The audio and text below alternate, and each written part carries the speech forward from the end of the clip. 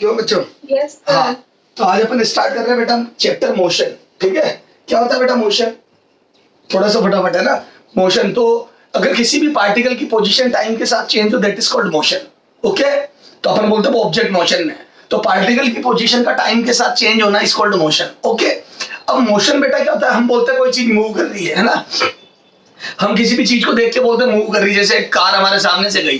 ठीक है, ये मोशन सब रेस्पेक्ट में होता है, किसी के रेस्पेक्ट में होता है। ये एक रिलेटिव टर्म है, इंडिविजुअल टर्म नहीं है। सर कैसे? समझ में नहीं आया। जैसे फॉर एग्जांपल आप अभी मेरे को बोलोगे सर आप रेस्ट में हो, it is with respect to you, है ना, ये तुम्हारे रेस्पेक्ट में है, लेकिन मैं अर्थ के साथ घूम रहा हूं। Actually I am rotating with अर्थ, समझ गए? तो अर्थ के साथ मैं भी घूम रहा हूं, तुम भी घूम रहे हो, इसलिए तुम्हें मैं रेस्ट पे नजर आ रहा हूं। ओके, क्यों? क्योंकि हमारा मोशन एक जैसा है। तो तुम्हारे रेस्पेक्ट में मैं रेस्ट पे हूं, लेकिन कोई अगर मान लो आउट मतलब अर्थ के से थोड़ा सा ऊपर किसी सैटेलाइट, मतलब सैटेलाइट तो नहीं, हाँ चलो मान लो किसी सैटेलाइट में है, किसी सैटेलाइट के रेस्पेक्ट में तो मैं उल्टा घूम रहा हूं क्योंकि सैटेलाइट बहुत तेज घूम रहा है। या जियो स्टेशनरी सैटेलाइट अर्थ के बराबर होगा, उसका उसके रेस्पेक्ट में मैं रेस्ट पे हूं। क्लियर है? क्यों? क्योंकि वो हमारे साथ साथ घूम रहा है। ठीक है, अच्छा पेड़, एक रोड पे पेड़ है, वो हमारे रेस्पेक्ट में रेस्ट पे, लेकिन एक मूविंग बस के अंदर हम बैठे तो हमें लगता है पेड़ पीछे जा रहा है, और एक्चुअली हमें ऐसा लगता है पेड़ पीछे जा रहा है। बोलो, क्लियर है? Yes. तो ये रिलेटिव टर्म होती है मोशन। ठीक है, किसी के रेस्पेक्ट में किसी रेफरेंस फ्रेम से देखते हैं। There are two type of reference frame, inertial and non inertial. Inertial reference frame, inertial reference frame या तो फ्रेम एट रेस्ट होती है या frame moving with constant velocity होती है। क्लियर है? उसको बोलते हैं inertial frame. Non inertial frame, non inertial frame के पास कुछ acceleration, accelerated frame is called non inertial frame. Accelerated frame से जब हम चीजों को देखते हैं तो बिना फोर्स की चीज एक्सेलरेट होती हुई नजर आती है, जैसे ऑब्जेक्ट या पेड़ रेस्ट पे, रोड पे, और हम एक्सेलरेट हो रहे हैं, हमारी गाड़ी फास्ट हो रही है तो हमें लगेगा पेड़ एक्सेलरेट हो रहा है, जबकि उसमें नेट फोर्स जीरो होगा, तो वहां से न्यूटन लॉ बड़ा अजीब नजर आते हैं। तो न्यूटन लॉ वैलिड नहीं होते हैं, बिना फोर्स के चीज एक्सेलरेट होती है। न्यूटन ने तो बोला था कि अगर कोई भी चीज को एक्सेलरेट करना तो फोर्स रिक्वायर्ड होता है, याद आया? या चीज रेस्ट पे तो रेस्ट पे रहेगी, मूव कर रही है तो मूव करती रहेगी, अनटिल एंड अनलेस कोई एक्सटर्नल फोर्स ना लगाओ। ओके, तो अगर एक्सटर्नल फोर्स लगाते हैं तो ही चीजों का एक्सेलरेशन आता है, लेकिन अगर हम नॉन इनर्शियल फ्रेम में तो हमें लगेगा बिना फोर्स की चीज एक्सेलरेट हो रही है, तो वहां से न्यूटन लॉ वैलिड नहीं होता है। ओके, वहां से हमें एक अलग तरीके से सोचना होता है। हालांकि मेरा अभी इंटरेस्ट रेफरेंस फ्रेम बताने में नहीं है। मोशन समझ में आया क्या होता है? किसी की रिलेटिव टर्म है और पार्टिकल का पोजीशन बदलना टाइम के साथ किसी के रेस्पेक्ट में, that is called motion. Okay, अरे कोई भाग दो। ठीक है, there are three type of motion, तीन प्रकार के मोशन होते हैं। कौन कौन से बोलो? 1D 2D 3D। क्या होता है 1D 2D 3D? 1D motion क्या होता है बेटा? बोलो, what is 1D motion? Motion in one dimension क्या होता है? मोशन इन वन डायमेंशन नहीं। अगर एक पार्टिकल स्ट्रेट रोड पर चले, अगर एक पार्टिकल सीधी रोड पर चले, सीधी लाइन में चले, मे बी पैरेलल और may be anti parallel. Sir समझ में नहीं आया? मे बी पैरेलल और मे बी एंटी पैरेलल का मतलब क्या है? ये देखो, ये भी एक सीधी रोड, आप या तो यूं जाओ और या टर्न करके आ जाओ, बस आपकी उल्टी डायरेक्शन पॉसिबल है। आप जैसे जा रहे थे उसका जस्ट 180 पे आ जाओ। This is called motion in 1D। ये वन डायमेंशन मोशन होता है। ओके, तो ये 1D मोशन है। क्लियर है क्या? तो ये हो गया motion in one dimension. Okay, parallel और एंटी पैरेलल। ठीक है, एक होता है मोशन इन प्लेन, मतलब आप पेपर यानी कि एक प्लेन पकड़ लो, जैसे मान लो मैं ब्लैक बोर्ड की बात करता हूं, तो एक आंट है या एक मक्खी है, वो ये मच्छर यूं मूव कर रहा है ना, पेपर पे एक आंट मूव कर रही है या कोई कीड़ा स्क्रॉल कर रहा है, तो मैं बोल दूं this is motion in plane. उसने इस पेपर को नहीं छोड़ा है, इस बोर्ड को नहीं छोड़ा, लेकिन हाँ डायरेक्शन पैरेलल और एंटी पैरेलल के अलावा भी है, यानी कि डायरेक्शन वेरी कर दी पैरेलल और एंटी पैरेलल के अलावा, अजीब अजीब सी डायरेक्शन में मूव करा। This is called motion in plane. Okay बेटा, थोड़ा सा फटाफट है ना, जल्दी जल्दी रेस्पॉन्ड करेंगे अपन, है ना, कोई भी बच्चा फटाफट फटाफट फास्ट। ठीक है, तो motion in straight line, a motion in one dimension, parallel और anti parallel is called motion, है ना, one dimensional motion. Motion in plane, उसमें आप पैरेलल एंटी पैरेलल के अलावा यूं भी जा सकते हो, लेकिन पेपर नहीं छोड़ोगे, है ना, प्लेन नहीं छोड़ोगे, तो this is called motion 2D, motion in 2 dimension, 2 dimension में बदल रही। ठीक है, अच्छा एक होता है आपने पेपर छोड़ के भी, जैसे पेपर में चलते चलते एकदम ऊपर उठ के चलने लगे, जैसे मक्खी पेपर पे थोड़ा बहुत सरकती है फिर उठ के एकदम से उड़ने लगती है, this is called motion in space, 3D motion. Okay, अच्छा एक बात बताओ, ये समझ में आ गई सारी बात? अच्छा इधर देखो, तो वन डायमेंशन में parallel anti parallel, one dimension में पैरेलल एंटी पैरेलल मोशन होगा, टू डायमेंशन में पेपर या प्लेन में मोशन होगा, 3D में स्पेस में मोशन होगा, ओके। और डायरेक्शन स्पेस में बदलेगी, उसमें इसमें पेपर में बदलेगी 2D में, और 1D में पैरेलल और एंटी पैरेलल होगी। बताओ बेटा ये मोशन कैसा है? ये Y coordinate X coordinate, this motion. बोलो, मैं बोल दूं लगातार एक्स वाई कोऑर्डिनेट बदल रहे हैं तो 2D मोशन हो गया है। बोलो बच्चों। नहीं, this is 1D motion, this is 1D motion. बच्चे कंफ्यूज हो जाते हैं कि एक्स और वाई दोनों कोऑर्डिनेट। मैंने कब बोला बेटा आपको कि एक्स वाई कोऑर्डिनेट बदलने पर 2D मोशन होता है? मैंने तो कभी नहीं बोला। और पहली बात तो एक्स वाई कोऑर्डिनेट तो आपके मानने पे, अगर आपने इसको एक्स और इधर वाई मान लिया तो ये लो एक ही डायरेक्शन में जाता, ऐसा नहीं होता है। होता है पैरेलल और एंटी पैरेलल। क्या मैं बोल दूं उसका मोशन सीधी रोड पे ही तो है, बस रोड तिरछी है, रोड स्ट्रेट है बट तिरछी है, एट एन एंगल है, सब एंगल थीटा एंगल पर है एक्स एक्सिस से, पर रोड तो सीधी है। तो आदमी अगर इस रोड पे चलेगा तो this is motion in 1D, क्योंकि उसकी डायरेक्शन एक ही डायरेक्शन रही। इनफैक्ट वो तो एंटी पैरेलल भी नहीं हुआ। बोलो बच्चों। yes. तो क्या मैं बोल दूं this is motion in 1D? तो बहुत ध्यान से देखना बेटा, चीजें दिखने में बड़ी आसान लगती है लेकिन आपको सोचना आना चाहिए। हाँ, क्लियर है? तो motion 1D 2D 3D sir हमारे थोड़े थोड़े समझ में आ गए। अच्छा बेटा, एरोप्लेन अपने यहां से टेक ऑफ किया, ठीक है, और कहीं पर लैंड किया, तो बताओ एक सिटी से दूसरी सिटी में जाके लैंड करा, ये मोशन 1D है 2D है 3D है? बोलो फटाफट।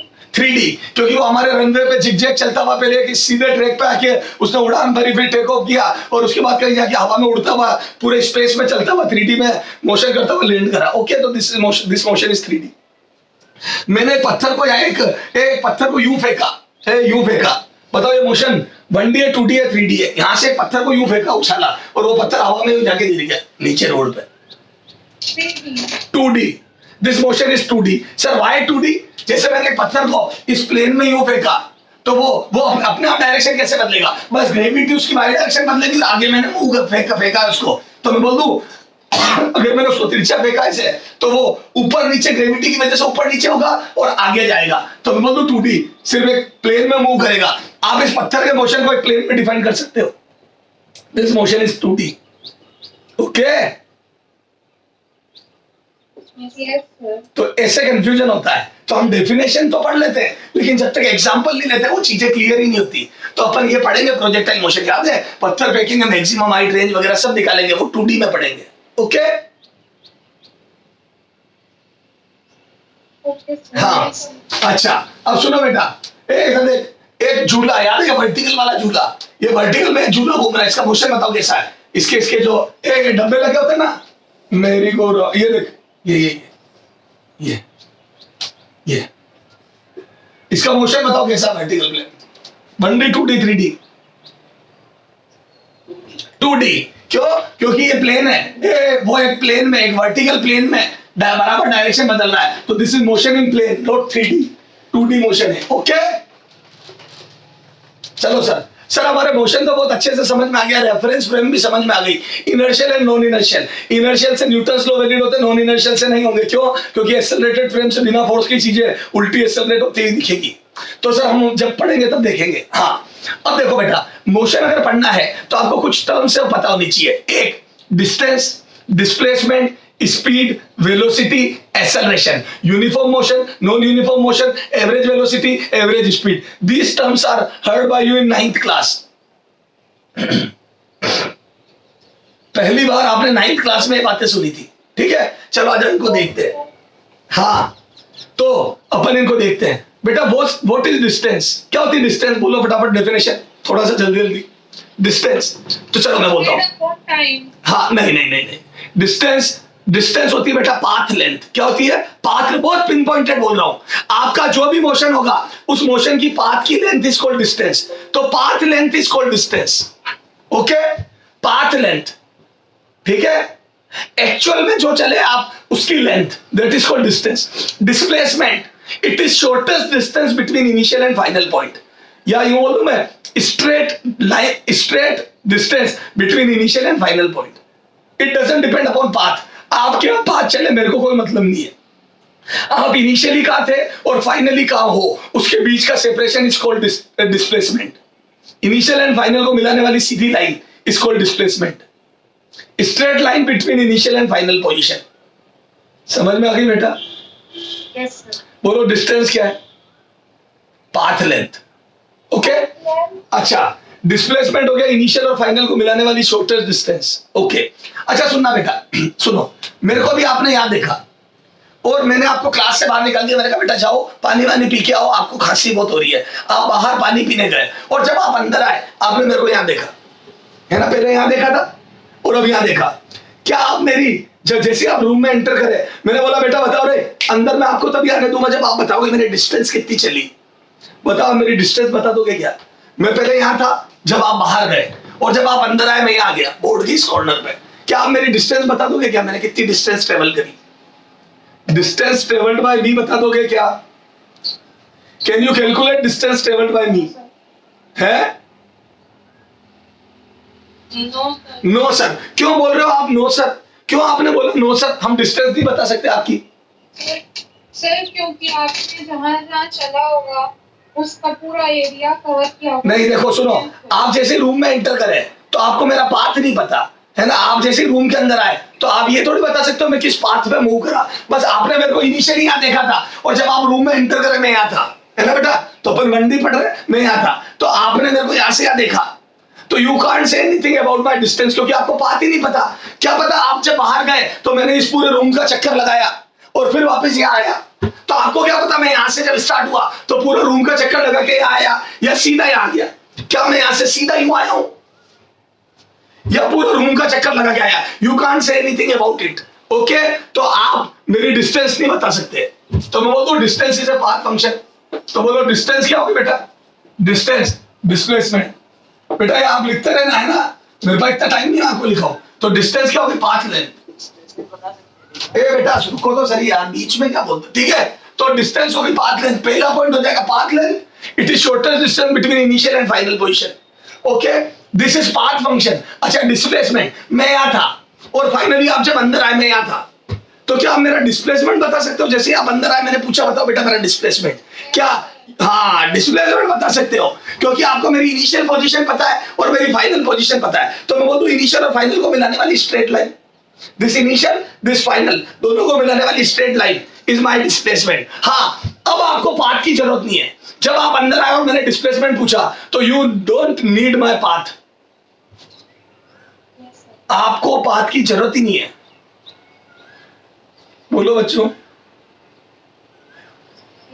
तो क्या मैं बोल दूं ए डिस्टेंस, तो डिस्टेंस हो गई पाथ लेंथ, है ना? Path length. और मैं बोल दूं ये shortest distance between initial, shortest between initial and final, between initial and final position. अच्छा मैं बोल दूं it is path function. A path function मतलब समझ में आया? Depends upon path. It is straight function. Straight function मतलब समझ में आया? Doesn't depend upon path, it depends upon initial and final position. Initial and final position के पे डिपेंड करती है। It depends upon path. Path function मतलब depends upon path. अरे बोलो डिपेंड्स अपॉन पाथ। बोलो बच्चों, तो ये पाथ पे डिपेंड करती है। बोलो।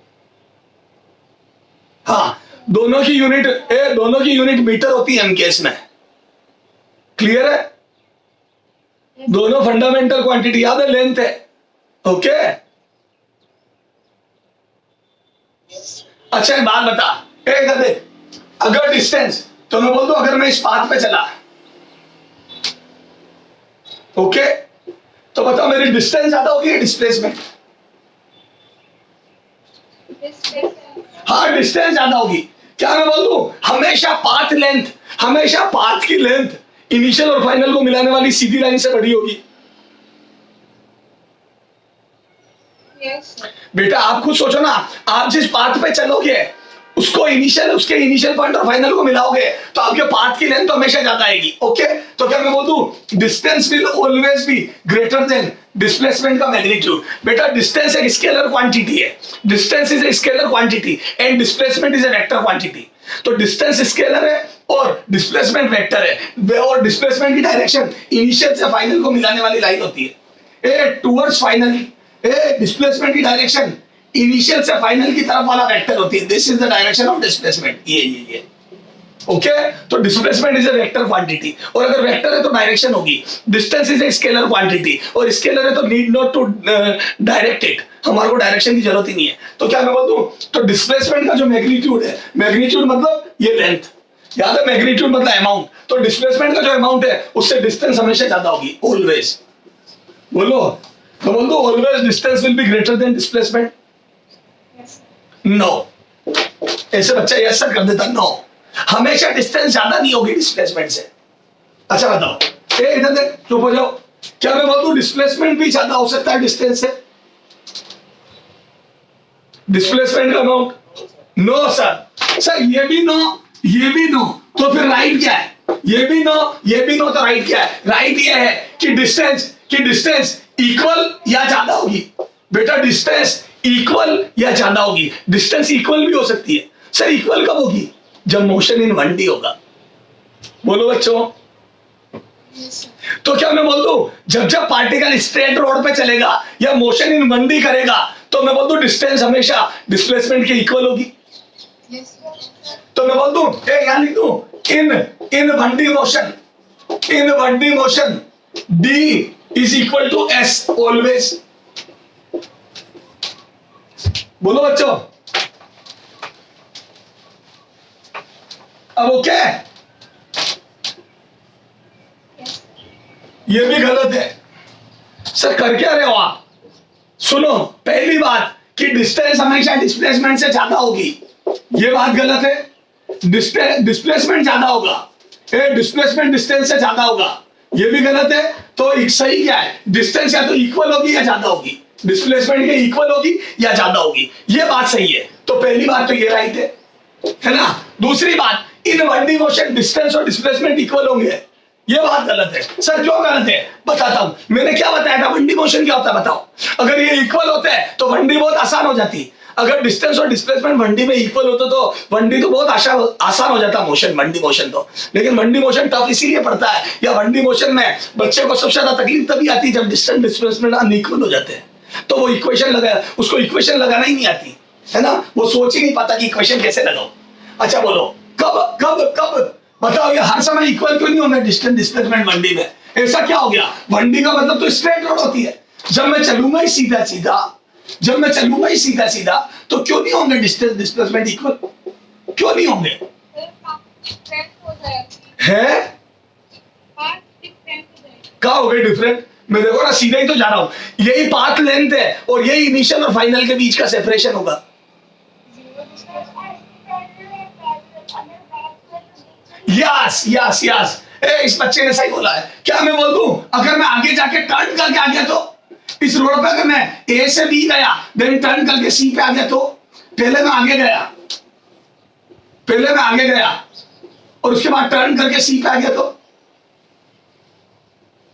आगे जाके टर्न करके सी पे, पहले मैं 10 मीटर आगे गया और फिर 3 मीटर पीछे आ गया। अब बताओ डिस्टेंस, तो डिस्टेंस 10 मीटर आगे और 3 मीटर पीछे है, तो पाथ की लेंथ 13 मीटर हो गई, तो मेरा डिस्टेंस हो जाएगा 13 मीटर और डिस्प्लेसमेंट हो जाएगा बेटा 10 - 3 7 मीटर डिस्प्लेसमेंट का मैग्नीट्यूड। तो देखो आगे डिफरेंट, तो मोशन तो 1D है लेकिन दोनों डिफरेंट है। बोलो, Yes, sir. तो क्या मैं बोल दूं अगर पार्टिकल 1 डायमेंशनल मोशन कर रहा है और अगर वो टर्न नहीं करता है, अगर आप मेरे से इस बात की गारंटी लेते हो कि टर्न नहीं कर रहा, अगर टर्न नहीं करेगा तो दोनों इक्वल होंगे। If particle is not turning या not returning, then both will be equal. अगर वो टर्न ना करे तो इक्वल होता है। तो मेरे को 1D में सबसे अच्छा तब लगता है जब पार्टिकल टर्न ना कर रहा हो, मजा आ जाता है क्योंकि दोनों इक्वल हो जाते हैं, तो मेरे एक से ही दोनों निकल जाते हैं। बोलो, Yes, sir. और बच्चों को सबसे ज्यादा तकलीफ तब होती है जब पार्टिकल टर्न कर जाए, क्योंकि टर्न करने के बाद distance and displacement are unequal. Distance will be greater than displacement. तो क्या मैं बोल दूं in general distance will always be greater और इक्वल टू डिस्प्लेसमेंट। ओके, अब कब क्या होगा वो मेरे समझ में आ गई, पर मैं ब्लाइंडली ये नहीं बोल सकता कि 1D में दोनों इक्वल होंगे। मे बी इक्वल और may not be equal, it all depends upon particle ने टर्न किया या नहीं किया। ओके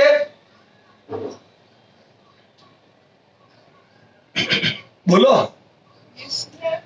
अब सुनना बेटा, अब मैं जब भी 1D पढ़ूंगा, जब भी मैं वन डायमेंशनल मोशन पढ़ूंगा, मैं सिर्फ इस बात का ध्यान रखूंगा कि मेरा पार्टिकल टर्न कर रहा है या नहीं कर रहा है। मेरा पूरा ध्यान होगा इस बात में कि पार्टिकल टर्न कर रहा है या नहीं कर रहा है। अगर पार्टिकल टर्न कर लेता है, तो मैं बोल दूं उसका डिस्टेंस डिस्प्लेसमेंट अनइक्वल होना चालू हो जाएगा, और अगर पार्टिकल टर्न नहीं करता है तो मैं बोल दूं दोनों इक्वल होंगे। बोलो। तो it all depends upon turn किया है नहीं किया। ठीक सर, तो सर हमारे को डिस्टेंस डिस्प्लेसमेंट समझ में आ गई। एक होती है पाथ लेंथ, एक होती है इनिशियल और फाइनल को मिलाने वाली लाइन। एक पाथ पे डिपेंड करती है और एक नहीं करती है। सर अब अपन थोड़े न्यूमेरिकल देखो बेटा, किसी भी चीज के कंसेप्ट क्लियर करने तो उससे रिलेटेड क्वेश्चन करो। जब तक आप क्वेश्चन नहीं करोगे आपकी चीज ही क्लियर नहीं होगी। ओके चलो, अच्छा इससे रिलेटेड क्वेश्चन करते हैं। उससे पहले एक डेफिनेशन और पढ़ लेते हैं ताकि तुम साथ ही करा दो। बेटा एक होता है स्पीड और एक होती है velocity. What is the difference between speed and velocity? What is the difference between speed and velocity? बोलो। Speed and velocity.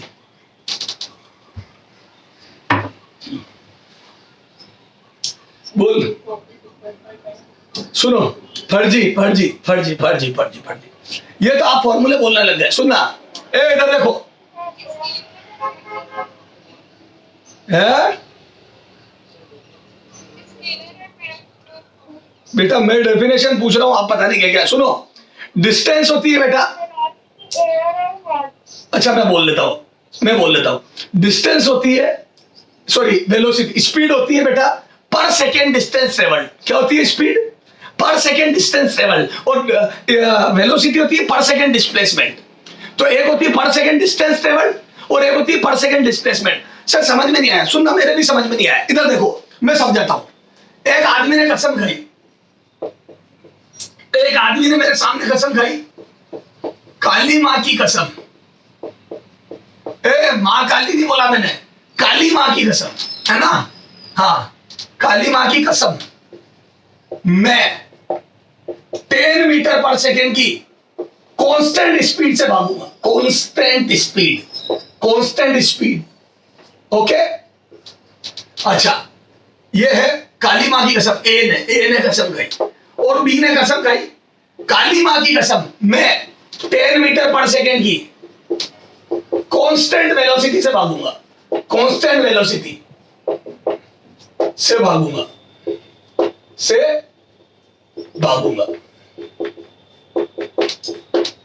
तो दो बच्चे हैं, ए और बी। ए ने कसम खाई, काली मां की कसम, मैं कांस्टेंट स्पीड से भागूंगा और 10 मीटर पर सेकंड से भागूंगा। दूसरे ने कसम खाई, काली मां की कसम, मैं 10 मीटर पर सेकंड की कांस्टेंट वेलोसिटी से भागूंगा। ओके बेटा, और दोनों ने मेरे को बोल दिया, मैंने बोला अगर तुम नहीं भागे तो तुमने काली मां की कसम खा ली और मैं काली मां को बहुत मानता हूं, अगर नहीं भागे तो बोले कोई बात नहीं भागे तो आप हमारे को गोली मार देना। क्या बोला उन्होंने? अगर नहीं भागे तो आप हमारे को क्या कर देना? गोली मार देना। अच्छा, मेरे हाथ में ये नहीं राइफल, पिस्तौल, और मैं पिस्तौल लेके खड़ा हूं, मैं गोली मार दूंगा। ओके साहब, अब देख मेरे बच्चे, ये मान लो ये एक रोड है ना? अच्छा ये ए है, ए ने भागना चालू करा 10 मीटर पर सेकंड से, बी ने भी भागना चालू करा 10 मीटर पर सेकंड से। अच्छा, फिर ए भागते भागते यूं झिकझक मोशन करने लगा और यूं भागने लगा। लेकिन हाँ, मैंने हर एक सेकंड में उसका डिस्टेंस मेजर करवा रहा हूं, तो हर एक सेकंड में 10 चला। पहले 10 चला, फिर 10 चला, फिर 10 चला तीसरे सेकंड में, फिर 10 चला चौथे सेकंड में, फिर 10 चला पांचवें सेकंड में। हर बार 10 चल रहा है। ये मैंने पता करा, है ना? हर बार 10 चल रहा है। ओके, इसको मैंने देखा, ये भी बेचारा 10 चल रहा, हर सेकंड 10 चला, फिर ये यूं गया 10 चला। तो दोनों हर सेकंड 10 चल रहे हैं। तो क्या मैं बोल दूं मैं दोनों की गोली नहीं मारूंगा? बताओ, मैं बोल दूं मैं दोनों को गोली नहीं मारूंगा? हाँ, अब सुनना, मैं एक ही गोली नहीं मारूंगा क्योंकि उसने अपना नियम निभाया है। उसने काली मां की कसम खाई थी मैं पर सेकंड 10 मीटर चलूंगा और वो हर डिस्टेंस मेरी स्पीड कांस्टेंट रहेगी, और उसने वास्तव में पर सेकंड 10 मीटर चल के अपनी स्पीड कांस्टेंट रखी। सर वो इधर उधर हुआ ना, इधर उधर कोई बात नहीं, क्योंकि स्पीड में डायरेक्शन नहीं होती। Speed is a scalar quantity, मेरे को कोई मतलब नहीं है वो इधर उधर हुआ, वो पर सेकंड 10 चला, बस मैं खुश हूं। बोलो। Yes sir. तो क्या मैं बोल दूं स्पीड ए कांस्टेंट स्पीड, तो मैं बोल दूं ये पर सेकंड 10 चलना चाहिए। Direction doesn't required, direction doesn't required, direction doesn't required. तो मैं बोल दूं स्पीड में डायरेक्शन से कोई मतलब नहीं होता, लेकिन कांस्टेंट वेलोसिटी तो पर सेकंड 10 मीटर भी चलना चाहिए and direction should be fix, direction is required, A direction is required. तो मैं बोल दूं डायरेक्शन फिक्स होनी चाहिए, डायरेक्शन ये भी कांस्टेंट होनी चाहिए, फिक्स फिक्स कांस्टेंट। तो मैं बोल दूं डायरेक्शन भी कांस्टेंट रहनी चाहिए, इसमें ना डायरेक्शन बदलनी चाहिए ना अमाउंट बदलना चाहिए। तो मैं बोल दूं अगर आदमी ने इनिशियली आगे भागा 10 से, तो मैं इंतजार कर रहा हूं कि न तो ये कम भागे या ज्यादा भागे, और न तो ये 10 से डेविएट हो गए, हर सेकंड 10 ही भागना है, प्लस डायरेक्शन भी चेंज नहीं होनी चाहिए, तो इसको तो गोले मार दूंगा। उसकी डायरेक्शन भले चेंज होती पर चलना पर सेकंड 10 चाहिए, तो ये तो सिर्फ पर सेकंड 10 चलना चाहिए, डायरेक्शन की जरूरत नहीं है, और ये पर सेकंड 10 भी चलना चाहिए और डायरेक्शन भी चेंज नहीं करना चाहिए, अदरवाइज नीचे वाले की गोली पड़ जाएगी। तो जैसे इसने अगली बार डायरेक्शन चेंज करी, मैंने भट करके यही गोली मार दी, ये यही नहीं पड़ गया।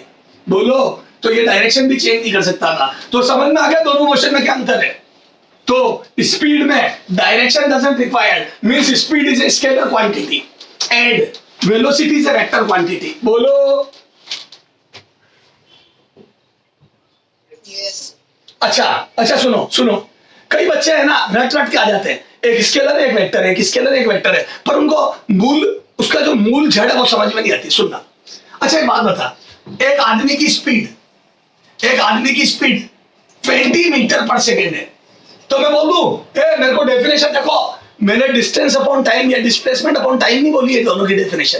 एक बच्चे ने बोली थी तो मैंने उसको फर्जी बोल दिया था, बताता हूं क्यों बोला, क्योंकि मेरे को तो डेफिनेशन ये अच्छी लगती है, 1 सेकंड में कितना चला, 1 सेकंड में जो डिस्टेंस चली वो स्पीड है, और 1 सेकंड में जो डिस्प्लेसमेंट हुआ वो वेलोसिटी। सर इससे फायदा क्या हुआ, ये देखो, इससे ये फायदा हुआ मुझे साफ साफ पता पड़ रहा है कि ये पर सेकंड 20 मीटर चलता है, इससे मेरे कंसेप्ट क्लियर हो गए। एक डिस्टेंस अपॉन टाइम से मुझे कुछ समझ नहीं आता, इससे मुझे पता पड़ गया पर सेकंड जितना चलता है वो स्पीड है, पर सेकंड डिस्टेंस ट्रेवल। तो मैं बोल दूं 20 मीटर पर सेकंड, मतलब हर सेकंड 20 मीटर चलता है, तो मेरे दिमाग में क्रिस्टल क्लियर फील बन रही है कि पर सेकंड जितना चलते हैं वो स्पीड होती है। 1 सेकंड में चली गई दूरी स्पीड है, 1 सेकंड में चली गई डिस्टेंस इज स्पीड, 1 सेकंड में चली गई डिस्टेंस इज स्पीड। बोलो। Yes sir. तो क्या मैं बोल दूं ये आदमी पर सेकंड 20 चलता है, अरे बोलो। यस। तो बताओ इन 10 सेकेंड ये कितना चलेगा, तो मैं बोल दूं इन 10 second distance travelled by this person, distance बराबर, तो मैं बोल दूं मैंने कोई फॉर्मूला नहीं रटा, मुझे बेसिक से डेफिनेशन से पता था कि ये पर सेकंड 20 चलेगा, तो मैं बोल दूं 10 सेकंड में ये 20 into 10, मैं बोल दूं 200 चलेगा। मेरे को कोई फॉर्मूला नहीं पता है, मैंने तो कॉमन सेंस से कर दिया कि पर सेकंड अगर कोई 20 चलता है और बार बार 20 चलता है, ये कांस्टेंट से चल रहा है, तो मैं बोल दूं अगर कोई आदमी पर सेकंड बार बार 20 चलता है तो 5 सेकंड में कंफर्म 10 सेकंड में कंफर्म 200 चलेगा। अरे बोलो।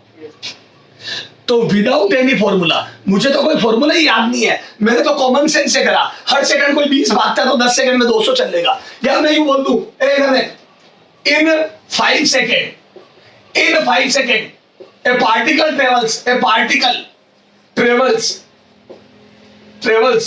100 मीटर या 200 मीटर, देन स्पीड बताओ, तो कोई दिक्कत नहीं है, स्पीड होता है 1 सेकंड में कितना चला, स्पीड होती है 1 सेकंड में कितना चला, और यहाँ ये बोला जा रहा है कि 200 चलता है 5 सेकंड में, तो मैं बोल दूं 200 चला और 5 सेकंड में चला, तो मैं बोल दूं 1 सेकंड में कितना चला, तो 200 में 5 का डिवाइड करा, मैं बोल दूं 40 मीटर पर सेकंड, हर सेकंड में 40 मीटर चलता है, तो मैं बोल दूं स्पीड हो गई 40 मीटर पर सेकंड, क्योंकि मुझे पता है स्पीड होती पर सेकंड कितना चला, पिन पॉइंटेड 1 सेकंड में कितना चला।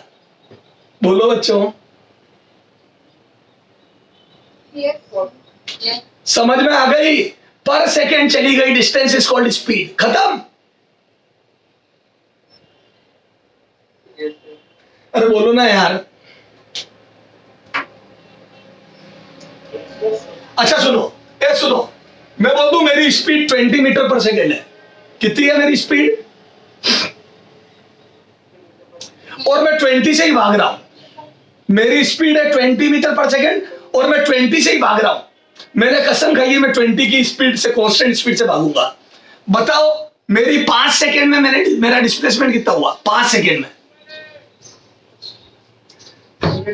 100 मीटर। अच्छा बताओ, जो इस बच्चे ने बोला क्या ये सही है कि 5 सेकंड में मेरा डिस्प्लेसमेंट 100 मीटर हुआ? कितने लोग इस बात से सेटिस्फाई है? मेरी speed 20 metre per second constant है, तो 5 सेकंड में मेरा डिस्प्लेसमेंट 100 मीटर हुआ। कितने लोग इस बात से सेटिस्फाइड? हाथ खड़े करो कि 20 से अगर कोई भाग रहा है कांस्टेंट स्पीड से तो उसका डिस्प्लेसमेंट 5 सेकंड में 100 होगा। हाथ खड़े करो, हाथ खड़े करो बच्चों। एक भी बच्चे का हाथ खड़ा नहीं हुआ? हाँ हुआ, एक का हुआ, 2, हाँ 2-3 लोग सेटिस्फाइड है। हाँ हाँ, बाकी लोग क्यों नहीं सेटिस्फाइड हो बेटा? Yes yes yes yes yes. देखो ऐसे बर्बाद होते हैं स्टूडेंट, अगर वो डेफिनेशन ध्यान से नहीं सुनते या चीजें ध्यान से नहीं सुनते, क्वेश्चन को ध्यान से नहीं पढ़ते, तो ऐसे गलतियां होती है। सुनना, मैंने बोला था कि मेरी speed 20 metre per second constant है, तो 5 सेकंड में मेरा displacement, you can't say anything about displacement. Sir why? तभी तो मैंने बोला था स्पीड डिस्टेंस अपॉन टाइम होती है। Speed is distance upon time, no displacement upon time. सब बता रहा हूं क्यों। इधर देख, मैं 20 मीटर पर सेकंड से मैं यहाँ खड़ा हूं, है ना, और मैं 20 मीटर पर सेकंड से भाग रहा हूं, और मान लो मैं 5 सेकंड तक यूं भाग के वापस यहाँ आ गया। हर सेकंड 20 चला, 1 2 3 4 5, ये 20, ये 20, ये 20, ये 20 एंड ये 20 और ये 20। मैं हर सेकंड 20 चला, 20 20 20 20 20, पांचों बार 20 चला और घूम फिर के वापस इनिशियल पे आ गया, क्योंकि स्पीड में मैं डायरेक्शन का तो ध्यान रखूंगा नहीं, और मैं स्पीड में घूमता फिरता वापस इनिशियल पॉइंट पे आ सकता हूं। तो मैं बोल दूं मेरी टोटल डिस्प्लेसमेंट 0 हो गई। और ये मैं सीधा भागता, ये मैं आगे भागता रहता, तो मेरी टोटल डिस्प्लेसमेंट 5 सेकंड में 100 मीटर हो जाती। तो इट ऑल डिपेंड्स कि मैं भागा कैसे। तो क्या मैं बोल दूं मैं डिस्प्लेसमेंट तो बता ही नहीं सकता जब तक मुझे पाथ पता नहीं हो, क्योंकि मेरे को घूम फिर के मैं कहाँ आ गया ये देखना बहुत जरूरी है। तो अगर मेरी स्पीड कांस्टेंट है तो आप कभी भी डिस्प्लेसमेंट नहीं बता पाओगे, हाँ डिस्टेंस बता दोगे। इसमें भी डिस्टेंस तो 100 मीटर ही होगी, क्योंकि मैं कैसे ही भागूं पाथ की लेंथ तो 100 मीटर ही आएगी, चाहे मैं सीधा भागूं चाहे मैं घूम फिर के आ जाऊं, पाथ लेंथ वुड बी 100। बोलो Yes, sir.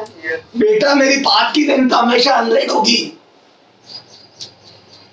बोलो बच्चों, path length will always be 100। Yes, sir. अच्छा सुनो, अगर मेरी velocity 10 metre per second constant है, velocity, my velocity is sorry 20 कर दो, my velocity is constant 20 metre per second, my velocity is constant 20 metre per second velocity. अच्छा बताओ, अब बताओ क्या 5 सेकंड में मेरा डिस्प्लेसमेंट बता सकते हो आप? Displacement travel by mean 5 second.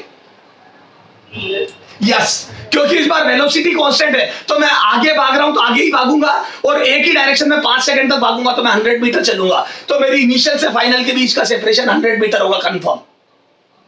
बोलो क्या मेरी डिस्टेंस बता सकते हो?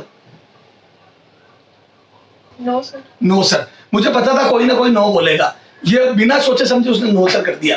क्या मेरा डिस्टेंस नहीं बता सकते हो कि मैंने डिस्टेंस कितनी चली 5 सेकंड में? सोच के देखो, अब सोच के बोलो, अब सोचो। अच्छा वेरी गुड, अगर स्ट्रेट पाथ रहा तो ही बता सकता है डिस्टेंस मेरी। बहुत बढ़िया, शाबाश, रटाफिकेशन। हाँ बोलो बच्चों। Distance does not depend on direction. हाँ तो मैं तो ये पूछ रहा हूं कि मेरी अगर वेलोसिटी कांस्टेंट है 20 metre per second, velocity constant है, तो क्या 5 सेकंड में मेरी डिस्टेंस बता सकते हो क्या आप? बिल्कुल बता सकते हो बेटा। अगर मेरी वेलोसिटी कांस्टेंट है तो आपको पाथ भी पता पड़ गया, मैं स्ट्रेट लाइन पे भाग रहा हूं। ये देखो, ये देखो, मेरा पाथ भी पता पड़ गया, मैं हर सेकंड 20-20 मीटर चल रहा हूं और एक स्ट्रेट रोड पे चल रहा हूं, तो मैं बोल दूं मैं टोटल 100 मीटर चलूंगा, तो मेरा डिस्प्लेसमेंट भी 100 हो गया और डिस्टेंस भी 100 हो तो गई बेटा। पाथ की लेंथ भी तो 100 ही है, क्योंकि मैं सीधा ही तो भाग रहा हूं।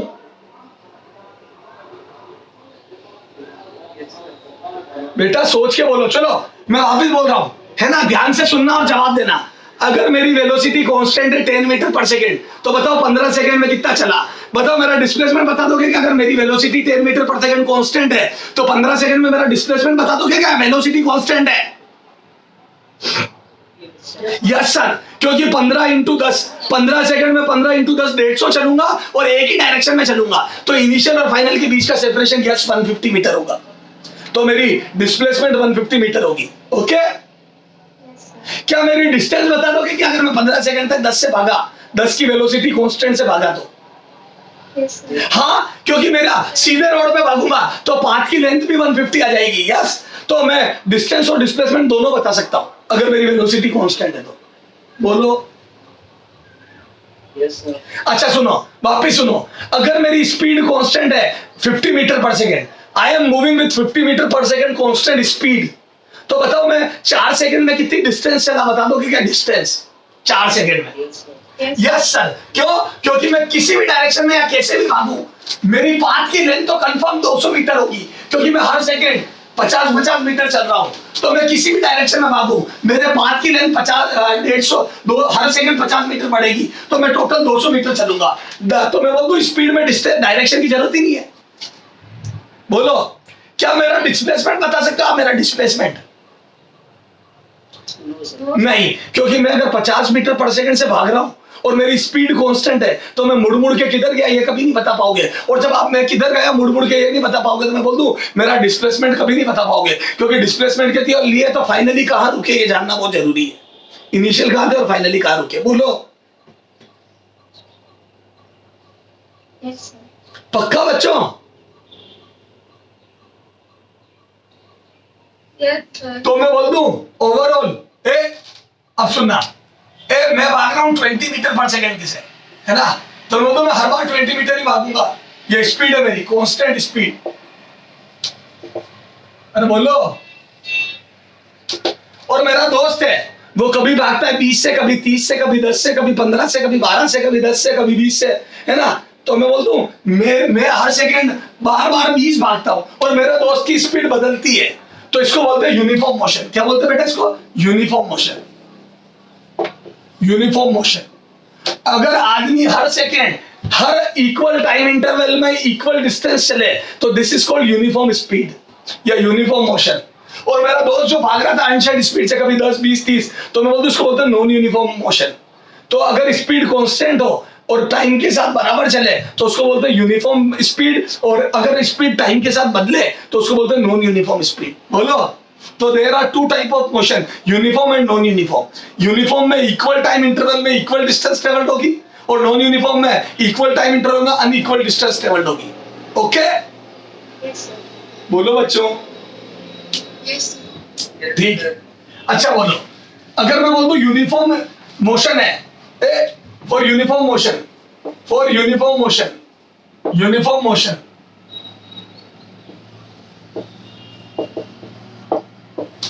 मैं बोल दूं बेटा speed is equal to distance upon time, distance upon time. अरे बोलो, वो जो कांस्टेंट स्पीड होगी वो total distance upon total time हो जाएगी। बोलो। अरे बोल।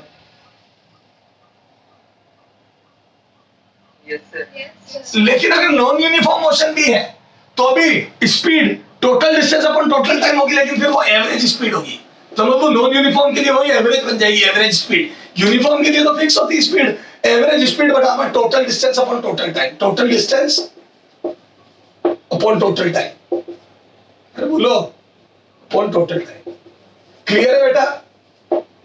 ये एवरेज बन जाएगी, क्योंकि देखो बेटा नॉन यूनिफॉर्म में उसकी स्पीड लगातार बदल रही है, तो तुम्हें थोड़ी पता है कौन सी डिस्टेंस कितने टाइम में कब चला वो, तो आपको तो ये पता पड़ेगा टोटल 100 मीटर चला 5 सेकंड में, तो ऑन एंड एवरेज पर सेकंड 20 चला होगा। आप गारंटी नहीं ले सकते पहले सेकंड 20 चला, भाई कोई गारंटी थोड़ी है पहले सेकंड 20 चला। हो सकता है पहले सेकंड 10 ही चलाओ, दूसरे में 30 चल गया हो, तीसरे में 20 चलाओ, समझ गए, चौथे में 10 चलाओ, पांचवें में 30 चलाओ। ओके, तो कोई गारंटी नहीं है, तो मैं बोलूं ऑन एंड एवरेज इतना होगा। अरे बोलो।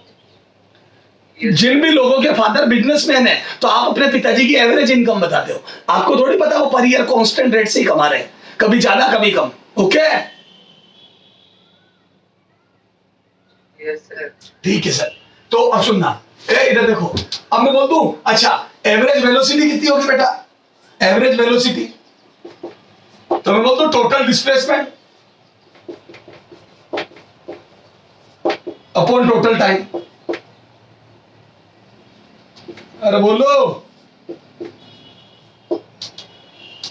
नहीं समझ में आ रही है? अच्छा, तो मैं बोलता हूं यहां से, ए इधर देखो, स्पीड एवरेज, एवरेज स्पीड, तो मैं बोलता हूं del S upon del, sorry del D, total distance upon total time interval. अच्छा, एवरेज वेलोसिटी को बोल दूं मैं A V average, velocity average is equal to total displacement upon total time interval. ये वेक्टर क्वांटिटी ध्यान रखना, vector quantity है, इसमें डायरेक्शन का ध्यान रखना होगा वेलोसिटी में, ओके, और स्पीड में डायरेक्शन का ध्यान नहीं रखना होगा। क्लियर है? ये बात समझ में आ गई क्या? चलो, अब ये रामायण बहुत हो गई, अब अपन थोड़ा क्वेश्चन करते हैं और फिर ट्रू फॉल्स करेंगे और सारे कंसेप्ट वापस क्लियर करते हैं। आ जाओ, तो अब थोड़े क्वेश्चन करते हैं। तो डिस्टेंस, डिस्प्लेसमेंट, स्पीड और वेलोसिटी, चार बातें क्लियर कर दी है ना, और uniform non uniform motion clear कर दिया। इसके बाद अपन आएंगे नॉन यूनिफॉर्म मोशन के एक्सेलरेशन पे। अगर किसी पार्टिकल की वेलोसिटी बदल रही है या स्पीड बदल रही है तो उसके बदलने का भी एक पैटर्न होता है। तो कई बार फिक्स पैटर्न होगा और कई बार अनचेंज पैटर्न होगा। जब फिक्स पैटर्न होगा तो एक्सेलरेशन डिफाइंड होगा, वो अपन अभी आगे बात करते हैं।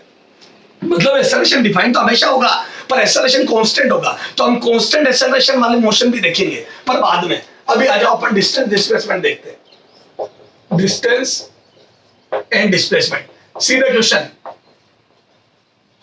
Distance and displacement. इधर देखो बेटा, एक लड़के ने बॉल को ऊपर उछाली और वापस कैच कर ली, वो सीधी जाके आई है। मैंने बात यूं बनाया जरूर है पर वो ऊपर जाके सीधी सीधी नीचे आई, ये मैंने दिखाने के लिए ऐसा बना दिया, बाकी वो गई सीधी लाइन में।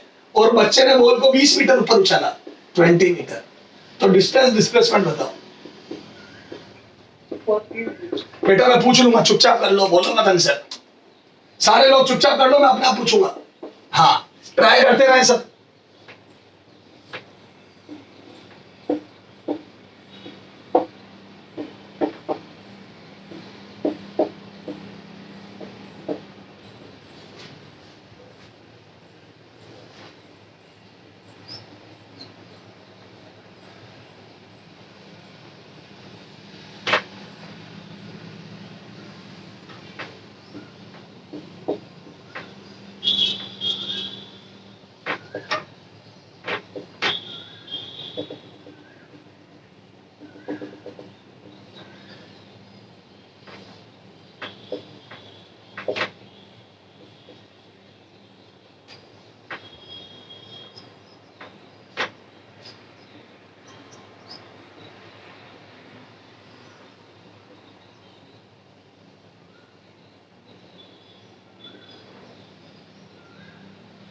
हाँ बोलो।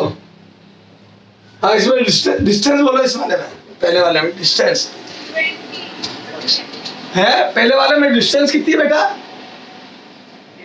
40। हाँ 40 मीटर। 20 ऊपर गया, 20 नीचे आया, तो मतलब डिस्टेंस ट्रेवल हो जाएगी बेटा 40 मीटर। ओके। हाँ, डिस्प्लेसमेंट बताओ बेटा। हाँ, इसको जीरो नहीं बोलते बेटा, नल वेक्टर। तो मतलब नल वेक्टर कि कोई बात नहीं, जीरो का काम चल जाएगा अपना, नल वेक्टर। ठीक है, चलो। क्यों? क्योंकि इसमें डायरेक्शन भी होती है।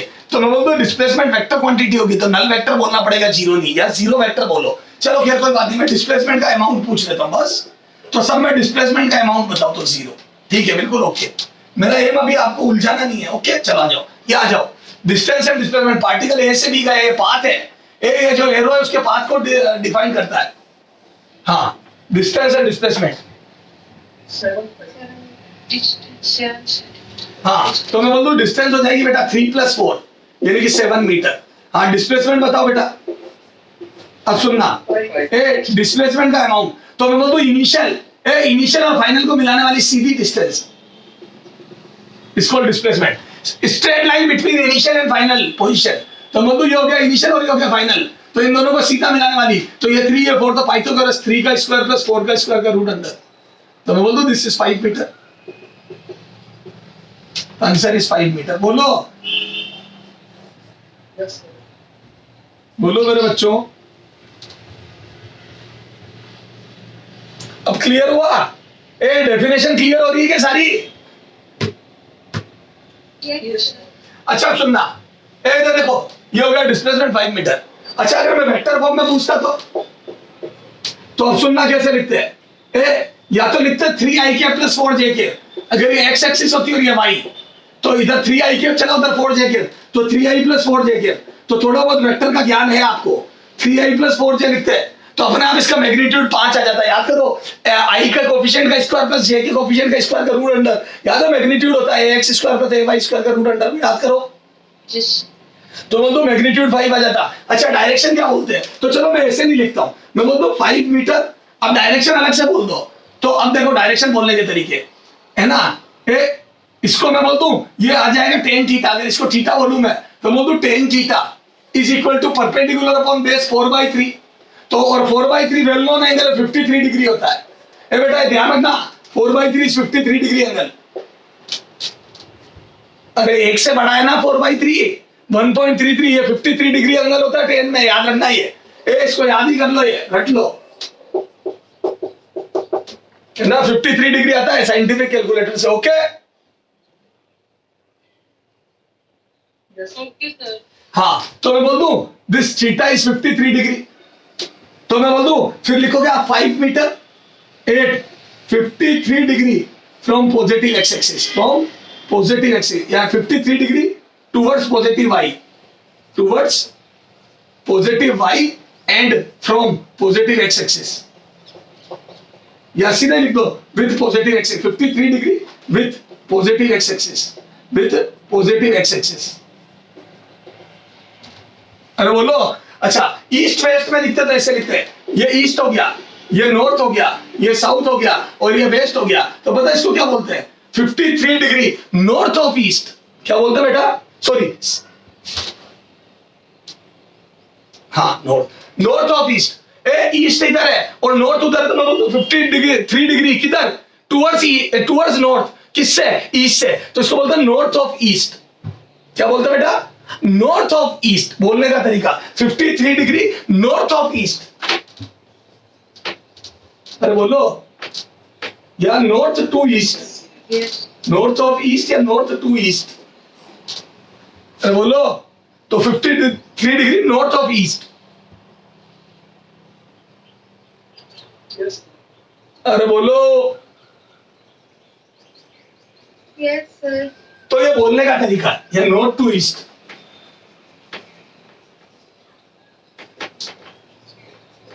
ठीक है बेटा, तो ये तरीके हैं बोलने के। ठीक है सर, हमारे को डिस्टेंस और डिस्प्लेसमेंट समझ में आ गया। अभी तुम वेक्टर में या डायरेक्शन में मत उलझो, लेकिन हाँ पेपर पे तो बता दोगे इस डायरेक्शन में A to C तो बोल दोगे। अरे कुछ भी नहीं तो A to C बोल दोगे क्या, 5 मीटर A to C। अरे डिस्प्लेसमेंट अगर कोई पूछे तो ये तो बोल दोगे 5 मीटर A to C। बोलो। Yes, sir. अच्छा अब इसमें आ जाओ, ये देखो एक पार्टिकल सर्कुलर ट्रैक पर घूम रहा है, तो आपको बताना है distance and displacement, distance and डूब तो सही अच्छा बोलो, कहाँ बताया मैंने, कुछ पूछा अभी तक, डिस्टेंस एंड डिस्प्लेसमेंट कहां से कहां चला, वो कुछ दिया है मैंने, नहीं दिया ना बेटा, तो कैसे बता दोगे आप, तो मैं तो डिस्टेंस एंड डिस्प्लेसमेंट है ना, distance and displacement is equal to what, पहला 4 A to C, सेकेंड ये D भी यही कर रहा हूं, D के बाद E पॉइंट भी यही है ना, 4 A to E, या पहला A to E करते हैं फिर A to C, third 4 A to B and fifth 4 A to D। करो कर लो, मैं पूछूं तब जवाब देना, पांचों के लिए। A से घूम के वापस A से स्टार्ट होके घूम के वापस E पे आ जाए, एक राउंड के बाद, आफ्टर वन राउंड। अरे कोई बच्चा कहते सर यहीं से यहीं पे रह गया, तो नहीं, एक राउंड कंप्लीट करने के बाद ई पे आए, आफ्टर वन राउंड। ओके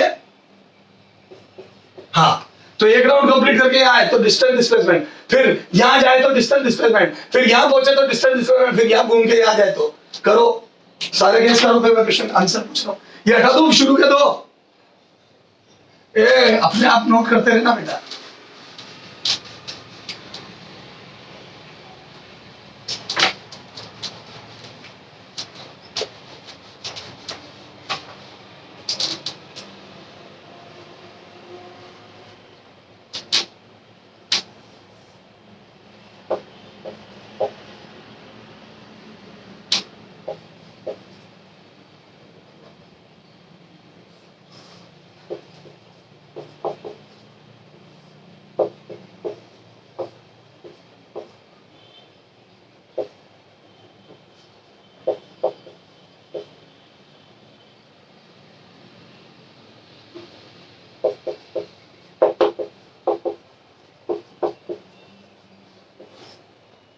हाँ बोलो, हाँ पहले वाले का आंसर बोलो। अच्छा पहले सबकी डिस्टेंस बता दो, बोलो डिस्टेंस कितनी होगी? 2 pi r 2 पाई आर पहले में, सेकेंड में pi r pi R, third में ए टू बी में हाँ 1/4 सर्कल। पहले वाले में पूरा सर्कल 2 पाई आर, दूसरे वाले में ए से सी में आधा सर्कल पाई आर, थर्ड में 1/4 circle pi R by 2, fifth में 3/4 सर्कल ए टू डी वाले में, तो बोल दो 2 पाई आर का 3/4, अरे 2 पाई आर का 3/4 कितना आएगा ये? हाँ 3/2।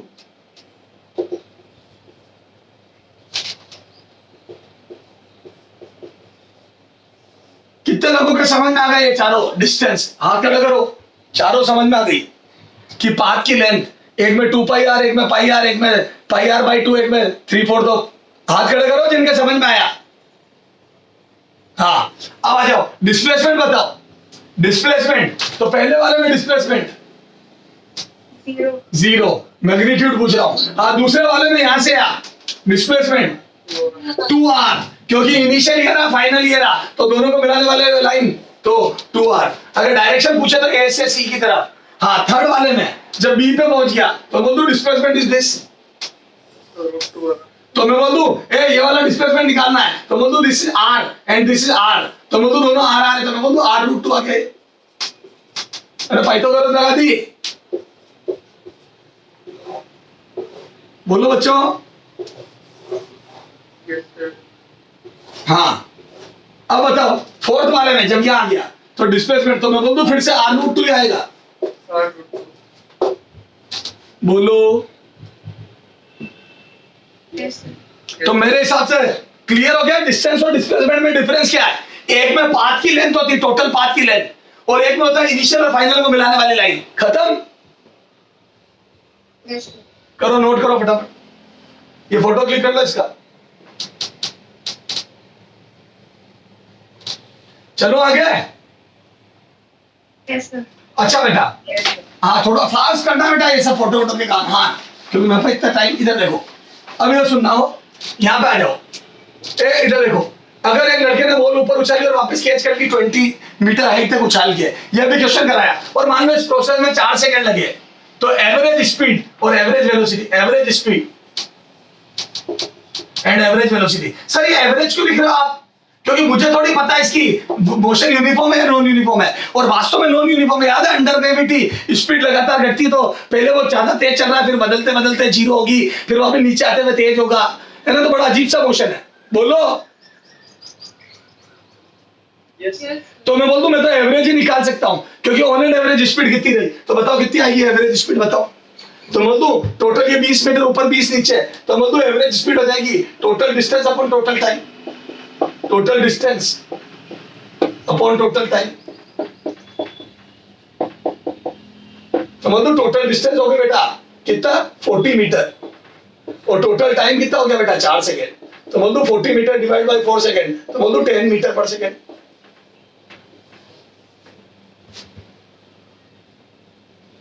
अरे बोलो।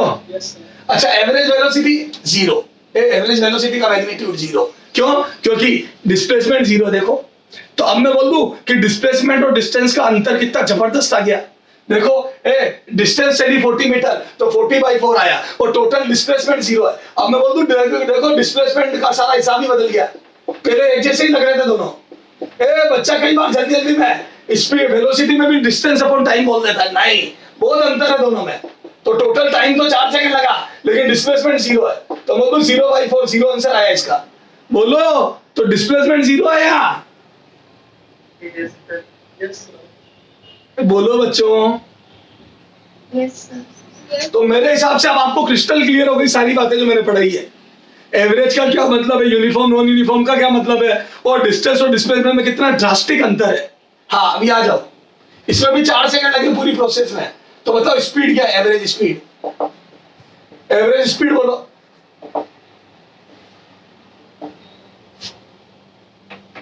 बोलो इतना टाइम। तो मैं बोल दूं टोटल 7 मीटर चला 4 सेकंड में, तो मैं बोल दूं 7/4 मीटर पर सेकंड यूं ही छोड़ दो, 7/4 metre per second, this is the average speed, क्योंकि टोटल डिस्टेंस 7 मीटर है, तो डिस्टेंस में अपन पाथ लेंथ लेते हैं, ध्यान रखना।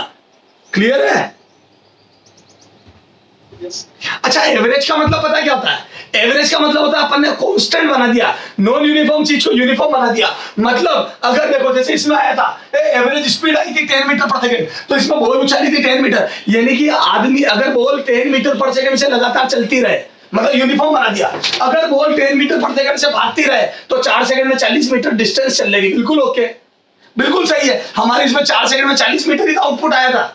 तो अगर हमारे इसमें 4 सेकंड में 40 चली, सुनना, अगर एक बॉल को फेंकने पे वो 4 सेकंड में 40 चली, तो किस एवरेज कांस्टेंट वेलोसिटी से वो चले कि 4 में वापस 40 ही चल रहे? तो क्या मैं बोल दूं 10 मीटर पर सेकंड से चले तो 4 में 40 का आउटपुट दे देगी।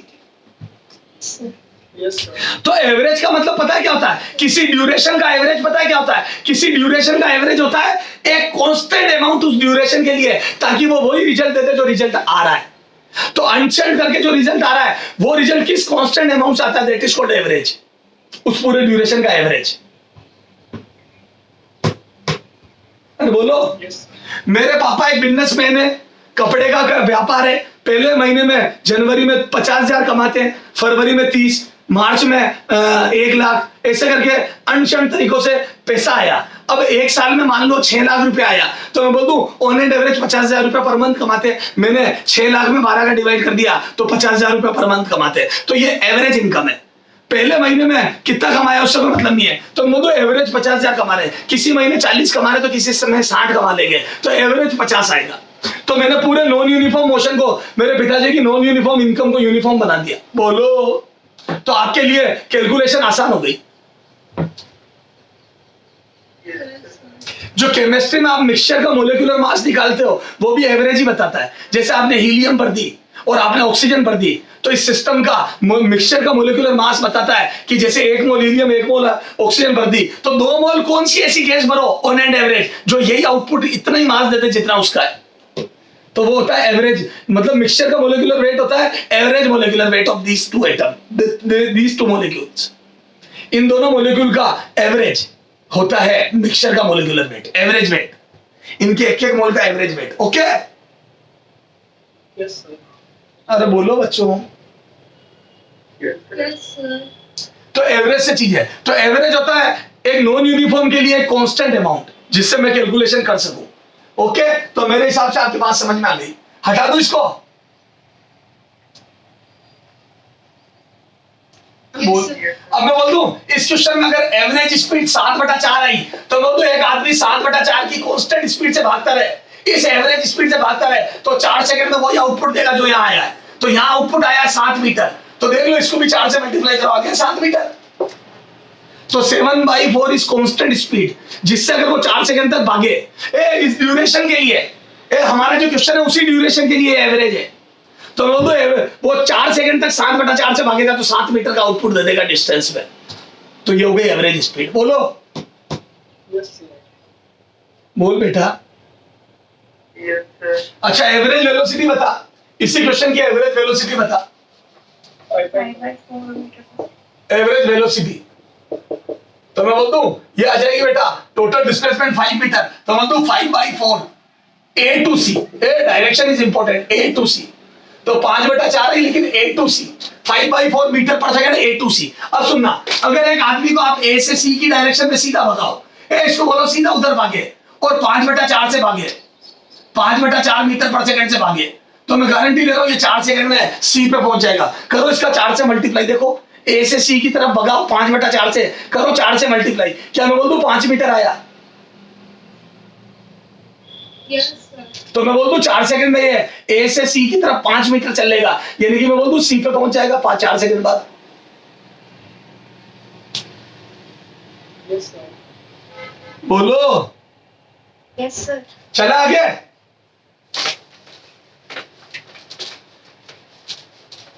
चलो बेटा, अब अपन डिस्टेंस डिस्प्लेसमेंट में थोड़ा सा लेवल बढ़ाते हैं क्वेश्चनों का, है ना? थोड़े से जो भारी लेवल के क्वेश्चन तुम्हारे एग्जाम में पूछे मैं उन पाता हूं, ठीक है? अब दिमाग लगाना बेटा, देखता हूं अब कौन करता है। 3-4 क्वेश्चन लिख रहा हूं, उनके डिस्टेंस डिस्प्लेसमेंट बताओ।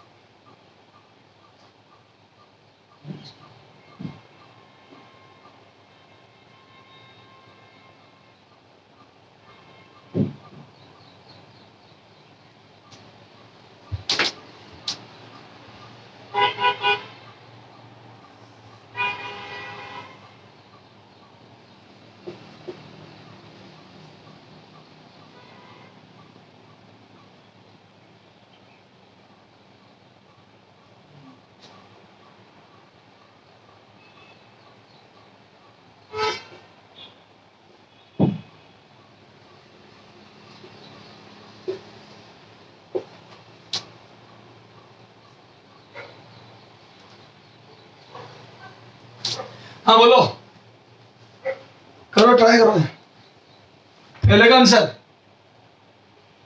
18 and 10. अच्छा सुनो, डिस्टेंस तो मैं निकाल देता हूँ सारी, 10, 6, 16 और 2, 18।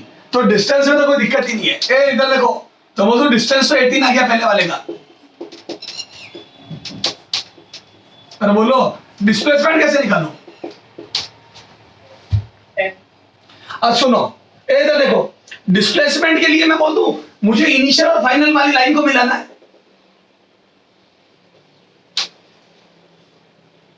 अरे बोलो, Yes, sir. अब मेरे को ये लाइन निकालनी है और मैं बोल दूं तिरछी लाइन निकालने में मेरे पास पाइथागोरस के अलावा मुझे कुछ नहीं आता।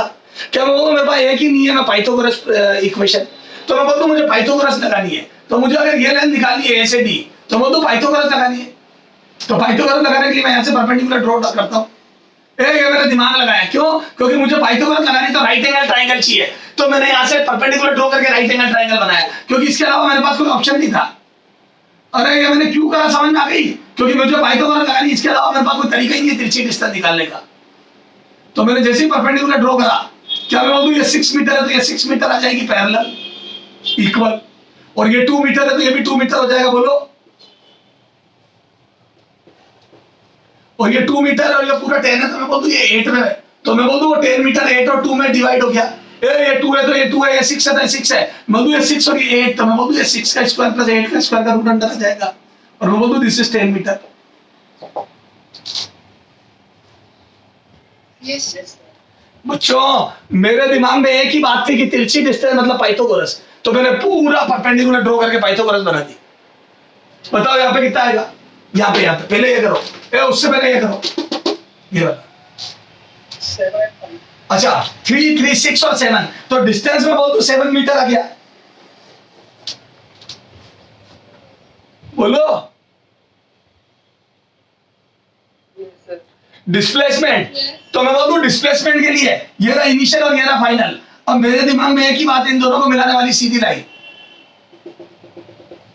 अब सुनना हो, इन दोनों को जैसे ही बच्चा मिलाता है वो सोचता है यहाँ पे एक ट्राइंगल बन गया, बिल्कुल बन गया राइट एंगल, और यहाँ पे भी एक ट्राइंगल बन गया राइट एंगल, तो 2 राइट एंगल ट्राइंगल आ गए। इस वाले राइट एंगल से ये निकाल लूंगा, इस वाले राइट एंगल से ये निकाल लूंगा, और वो कोशिश में लग जाता है। बेटा ये दोनों किस रेशियो में डिस्ट्रीब्यूट हो रहा है तुझे क्या पता? ये लेंथ कितनी होगी और ये कितनी होगी तुझे क्या पता? बोलो। तो बच्चा क्या करता है, ये एंगल थीटा मानता है तो ये भी थीटा होगा। देखो अल्टरनेट अपोजिट एंगल, तो फिर ये 1 है और ये 3 है, तो वो बोल देता है सर इसका बेस से इसका बेस 3 गुना बड़ा है, तो इसके परपेंडिकुलर से ये भी 3 गुना बड़ा होगा, तो 1:3 में। अरे इतनी रामायण मत गा मेरे बच्चे, तेरी बात बिल्कुल सही है, 2 सिमिलर ट्रायंगल बन गए, पर इतनी मैथमेटिक्स क्यों लगा रहा है? तेरे को ये लेंथ निकालनी है ना, तेरा फाइनल लेंथ ये तिरछी लेंथ निकालनी है, तो तू एक काम कर, राइट एंगल ट्रायंगल बना इन दोनों से। तो बोल दूं यहाँ से परपेंडिकुलर ड्रॉ किया, एक ही नियम रख बस कि मैं राइट एंगल ट्रायंगल बनाऊंगा, तो बोल दूं यहाँ से परपेंडिकुलर ड्रॉ किया और इस वाले पॉइंट से परपेंडिकुलर ड्रॉ करा, तो मैं बोल दूं अगर ये और ये कहीं से पता पड़ जाए तो मैं बोल दूं ये आ जाएगी लाइन। तो मैं बोल दूं पहले ये निकालो, तो मैं बोल दूं दिस इज 1, ये 3 मीटर है, और मैं बोल दूं ये 1 मीटर है, और मैं बोल दूं ये पूरा 3 मीटर है, तो ये भी 3 मीटर है। बोल मेरे बच्चे, Yes, sir. मेरे पास तो एक ही नियम था कि मैंने जिन दो के बीच की तिरछी डिस्टेंस निकालनी, वहां से एक राइट एंगल ट्राइंगल बना लूं, और मेरी किस्मत बहुत अच्छी, मैंने यहां से परपेंडिकुलर ड्रॉ कराया, 3 मीटर पता पड़ गया, और ये 1 मीटर पता पड़ गया, तो मैं बोलूं this is 4 and this is 3, तो दिस वुड बी द 5। कितना आसानी से निकल गया, देखो ये देख, ये डार्क कर रहा हूं इसको। बोल बच्चे, Yes, sir. कितने लोगों को समझ में आ गया? ईमानदारी से हाथ खड़े करो। बेटा थोड़ा जल्दी हाथ खड़े करा करो, तुम्हारे लिए बैठा नहीं रहूंगा मैं यहाँ। हाँ, अब बताओ ये वाला क्वेश्चन, पहले 4 मीटर आगे चला, 3 मीटर ऊपर चला, और 5 मीटर आउटवर्ड आ गया, आउटवर्ड, ये आउटवर्ड बाहर की तरफ। देन 5 मीटर सी पे आने के बाद 5 मीटर बाहर आ गया, यूं तुम्हारी तरफ बाहर, ब्लैक बोर्ड से outward. Then distance and displacement, तो डिस्टेंस मैं बता देता हूँ, 4 + 3 + 5 12 मीटर। डिस्टेंस में तो कुछ है ही नहीं, पाथ की लेंथ, तो पहले 4 चला, फिर 3 चला, फिर 5 चला, तो 12 आ गया। डिस्प्लेसमेंट बताओ, आराम से सोच लो, फिर पूछता हूं, आराम से सोच लो बेटा, आराम से सोच लो बाकी लोग। हाँ, डिस्प्लेसमेंट एंड डिस्टेंस, तो डिस्टेंस तो 12 मीटर हो गया, अब डिस्प्लेसमेंट बताना। 5. थोड़ा सा इमेजिन करना पड़ेगा इसमें, अच्छा क्वेश्चन है।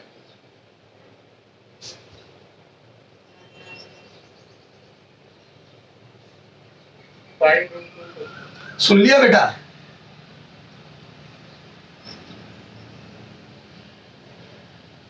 अभी देखते हैं कितने लोगों ने ट्राई कर लिया, हाथ खड़े करो।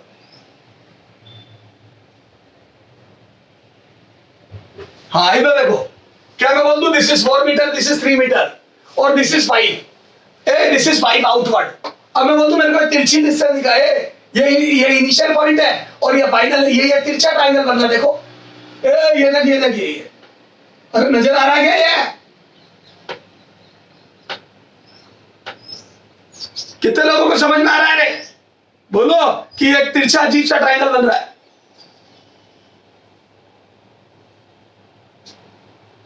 तो मेरे को ये और ये मिलाना है, ये तो मैं बोल दूं मेरे पास तो पाइथागोरस के अलावा कुछ है ही नहीं, तिरछी डिस्टेंस निकालने के लिए मेरे पास तो एक ही पाइथागोरस। तो क्या मैं बोल दूं इधर देखो, अगर मुझे इसको मिलाना है तो मैं बोल दूं पहले ये वाला निकालूंगा, पहले पेपर वाली ये डिस्टेंस निकालूंगा A to C, क्योंकि देखो ट्रायंगल में इधर देखो तो 2 राइट एंगल ट्रायंगल बनेंगे, पहले A to C निकालो। तो मैं बोल दूं ये 4 इधर चला, 3 इधर चला, तो मैं बोल दूं ये 5 चला, A से C 5 मीटर आगे, जैसा यहाँ निकाला था पहले यहाँ पे।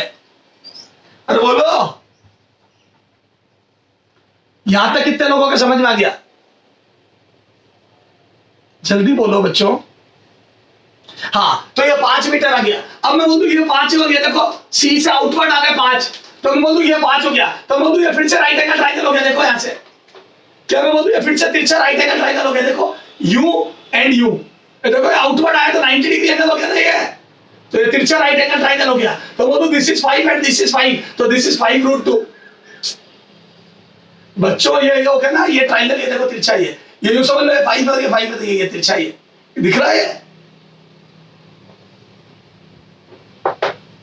अच्छा एक काम करूं, इधर देख, ये 5 मीटर है, ये 5 मीटर है, ये है ना, ये 5 मीटर है, और मैं बोल दूं ये भी 5 मीटर है, इसको उठा के पेपर पे ले आऊं, यूं गिरा के, ये 5 मीटर आउटवर्ड है, इसको गिरा के पेपर पे ले आऊं, तो बोल दूं ये पेपर पे ले आया, ये देख, ये जो बाहर वाली लाइन थी इसको पेपर पे लाके दिखा रहा हूं, ये 5 मीटर, तो बोल दूं ये 5 मीटर है, वो 5 मीटर है, तो ये निकालना। अरे ये पेपर आ रहा है, ये ट्रायंगल था यूं तिरछा, ये यूं था, इसको पेपर पे गिरा दिया, ये यूं था, यूं गिरा दिया, बोलो।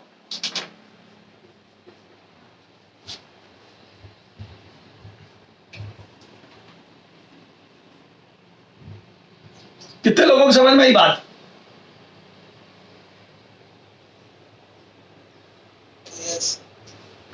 बेटा यार बिल्कुल, इधर देख, ये यूं था, यूं यूं, ये 5 बाहर था, तो ये यूं था ना ट्रायंगल, इसको पेपर पे गिरा दिया ना यूं, तो this is 5 and this is 5, तो बोल दो दिस इज 5√2।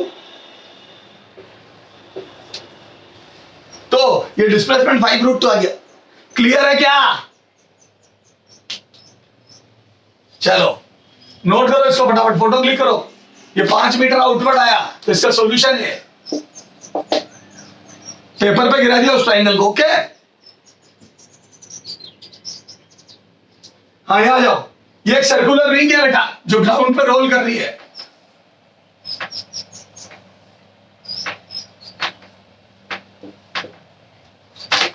ये देखो एक सर्कुलर रिंग है जो ग्राउंड पे रोल कर रही है। समझ में आ गया है? आर रेडियस की एक रिंग है। बोलो बच्चों। Yes sir. अच्छा सुनना, रोल करने का मतलब ये टच हो गया, गिरेगी यो आगे टक टक टक टक टक टक टक। अब ये इसका आधा राउंड हो गया देखो, क्योंकि बी नीचे आ गया और ए ऊपर चला गया, इसका हाफ राउंड हो गया। क्या हो गया बेटा? Half round. हाफ राउंड होगा जब तो घूम के ए ऊपर आ गया और बी नीचे आ गया। बोलो यस सर। बेटा, ये देखे ना, ये मेरा अंगूठा ए है, ये मेरा अंगूठा ए है और ये ऊपर वाली उंगली बी है। तो मधु ये यू टच था, पहले ए ग्राउंड पे टच था, फिर ये टक टक टक टक टक टक टक यू घूम के मेरी उंगली नीचे आ गया, अंगूठा ऊपर चला गया। अरे बोलो, पहले अंगूठा नीचे था, अब घूम के ये अंगूठा ऊपर आ गया। देखो ए थंब पहले ग्राउंड पे टच था, फिर ये फिंगर्स टच हो गए और थंब ऊपर आ गया। तो Madhu this is half round. Yes sir. और रोलिंग का मतलब होता है बिल्कुल स्किडिंग नहीं हो रही है, तो ये बिल्कुल स्किड नहीं कर रहा था। मैं बोलूं हर अगला पॉइंट नीचे टच होता जाएगा और ये उठता जाएगा। तो बोलूं ये अगला पॉइंट नीचे टच होगा, ये ऊपर उठ जाएगा, फिर ये नीचे टच होगा, ये ऊपर, ऐसे करते करते बी टच हो गया, ये ऊपर चला गया। तो आपको बताना है displacement of A, displacement of A का मैग्नीट्यूड, ए पॉइंट के डिस्प्लेसमेंट का मैग्नीट्यूड। तो सुनना, मैं बोलूं अगर ये रोल कर रहा है तो मैं बोलूं ये जब नीचे गिरा होगा तो बोलूं this length would be pi are.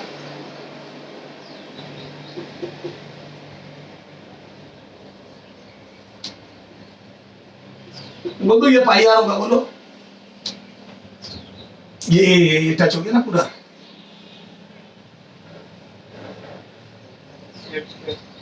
ये टच हो गया पाई आर। अच्छा, और मैं बोल दूं ये लेंथ पाई आर होगी और ये ए पॉइंट यहां चला गया, मैं बोल दूं this would be 2r।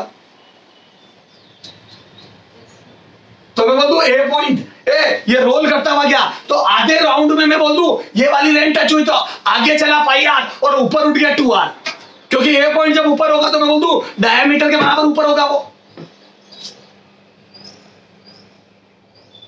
Yes तो this is 2r and this is pi r। तो मैं बोल दूं ये this would be the displacement of this A point. Displacement in दोनों को मिलाने वाली सीधी डिस्टेंस।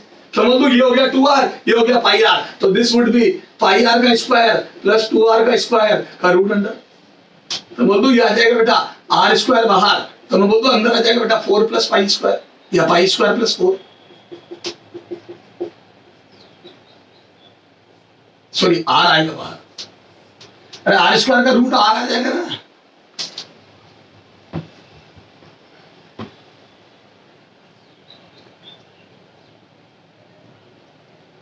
आया समझ में? बोलो यस सर। कितने लोगों को समझ में आया? ईमानदारी से हाथ खड़े करो।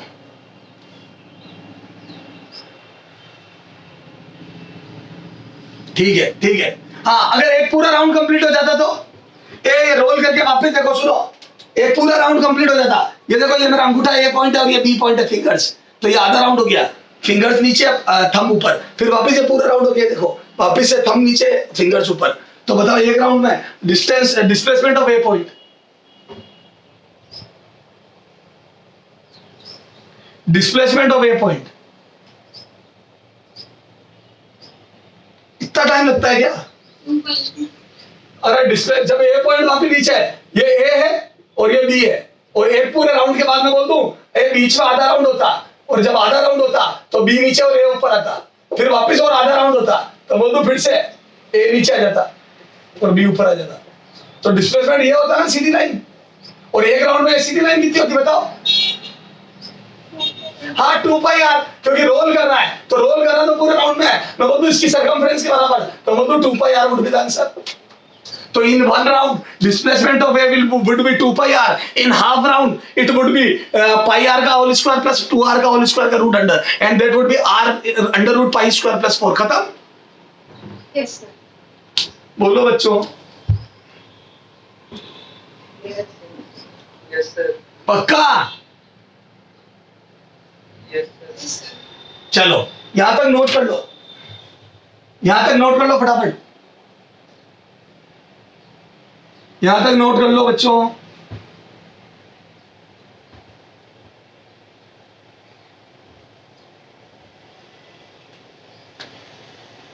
हो गया? Yes, sir. हाँ, तो मेरे हिसाब से डिस्टेंस डिस्प्लेसमेंट आपके हो गए।